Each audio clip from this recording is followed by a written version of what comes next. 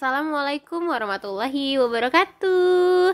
Alhamdulillah, kita kembali lagi nih di pembelajaran kita tema 8 lingkungan sahabat kita.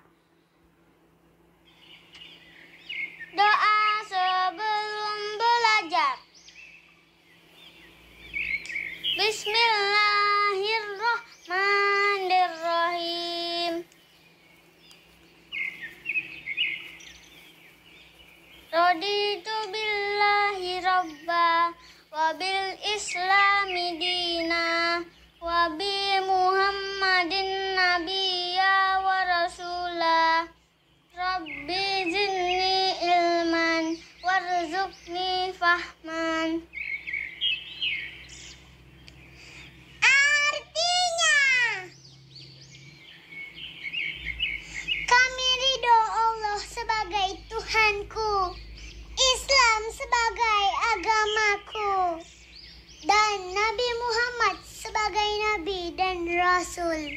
Ya Allah, tambahkanlah kepadaku ilmu dan berikanlah aku pengertian yang baik. Amin, amin ya robbal alamin. Nah, kalau sudah berdoa, kita mulai ya pelajaran kita. Nah, seperti yang minggu lalu kita udah belajar mengenai jenis usaha ekonomi yang dikelola secara perorangan. Nah, sekarang kamu akan mempelajari jenis usaha ekonomi yang dikelola secara kelompok. Mari kita pelajari lebih lanjut. Nah, yang pertama ada BUMN. Nah, ini pasti sering nih kamu dengar. Nah, BUMN itu kepanjangan dari Badan Usaha Milik Negara atau perusahaan negara, yaitu sebuah perusahaan yang seluruh atau sebagian besar modalnya dimiliki negara. Nah, BUMN dapat berbentuk perusahaan umum atau perum dan perseroan terbatas atau persero. BUMN bergerak di bidang usaha yang bersifat strategis atau vital, misalnya bidang energi listrik, kayak PLN dan telekomunikasi. Tahu kan Telkom? Nah, kemudian yang kedua ada BUMS, yang kepanjangannya adalah Badan Usaha Milik Swasta. Badan usaha milik swasta merupakan perusahaan yang seluruh sahamnya dimiliki oleh swasta. Ada beberapa nih BUMS, yaitu firma, persekutuan komanditor atau yang kita kenal CV, kemudian ada perseroan terbatas atau PT. Yang ketiga ada koperasi. Pernah dengar kan, Nak? Nah, berdasarkan Undang-Undang Nomor 25 Tahun 1992 tentang perkoperasian, koperasi itu adalah badan usaha yang beranggotakan orang-orang atau badan hukum koperasi dengan melandaskan kegiatannya berdasarkan prinsip koperasi sekaligus gerakan ekonomi rakyat yang berdasarkan asas kekeluargaan. Adapun bentuk-bentuk koperasi di Indonesia yaitu koperasi konsumsi, simpan pinjam, produksi, jasa, dan serba usaha.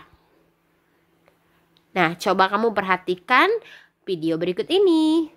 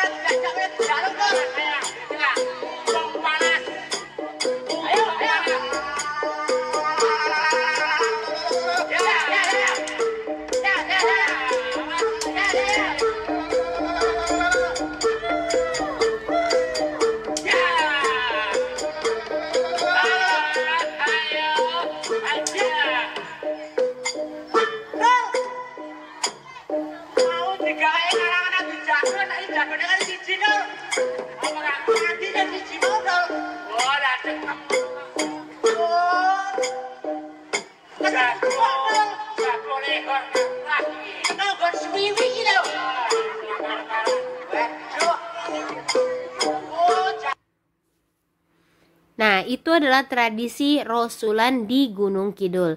Masyarakat Gunung Kidul itu, Nak, sering mengenal tradisi rosulan. Kegiatan rosulan atau bersih dusun ini dilakukan oleh para petani setelah masa panen. Waktu pelaksanaannya tergantung kesepakatan warga setiap dusun. Tetapi nih, Nak, biasanya itu dilaksanakan sekitar bulan Juni ataupun Juli. Nah, puncak keramaian acara rosulan terjadi saat diselenggarakannya kegiatan kirap. Kirap adalah semacam karnaval atau arak-arakan mengelilingi desa.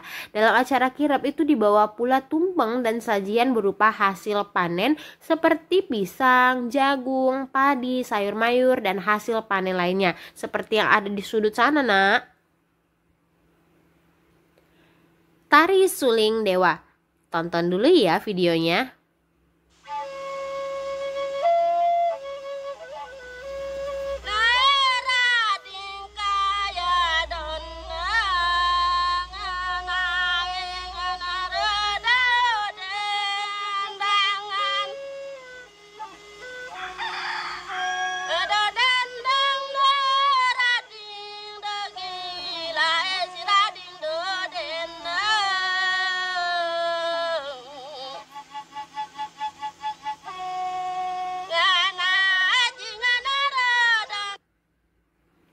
Nah, tari Suling Dewa itu merupakan tradisi yang untuk air. Air itu merupakan sumber kehidupan. Nah, ketika hujan tidak turun dalam waktu yang lama, bencana kekeringan dapat melanda suatu daerah.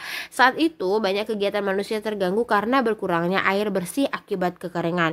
Banyak cara yang dilakukan oleh masyarakat untuk menghadapi bencana kering. Misalnya di Desa Bayan, Lombok Utara, Provinsi NTB, ketika musim kemarau tiba, para tokoh adat atau sesepuh adat Desa Bayan melakukan ritual lewat tarian, yaitu tari Suling Dewa. Nah, kenapa sih di video nggak ada tariannya? Nah, udah mesti cari-cari, nggak ada. Nah, nggak nemu. Jadi kalau misalnya kamu ketemu, ditonton ya. Nah, tarian tersebut merupakan sarana permohonan doa kepada Tuhan yang Maha Kuasa agar hujan segera turun. Seni tari di Indonesia. Nah, seni tari yang berkembang di Indonesia begitu banyak dan beragam. Tarian daerah menggambarkan tradisi dan tata cara kehidupan penduduk di suatu daerah. Tarian biasanya menjadi ciri khas pertunjukan pada upacara adat atau peristiwa penting. Nah, kamu dapat melihat nama dan asal tarian Indonesia di buku tema 8 halaman 88. Seni tari itu tidak terlepas dari yang namanya pola lantai. Nah, contoh nih pola lantai yang ada di sini yaitu pola lantai tari Seudati dari Aceh. Ada 7 pola. Nah, penyajian tari lebih lengkap dengan irian. Iringan tari merupakan salah satu unsur pertunjukan tari. Ada iringan tari yang berasal dari tubuh manusia, ada juga iringan tari yang berasal dari berbagai alat musik benda yang dimainkan.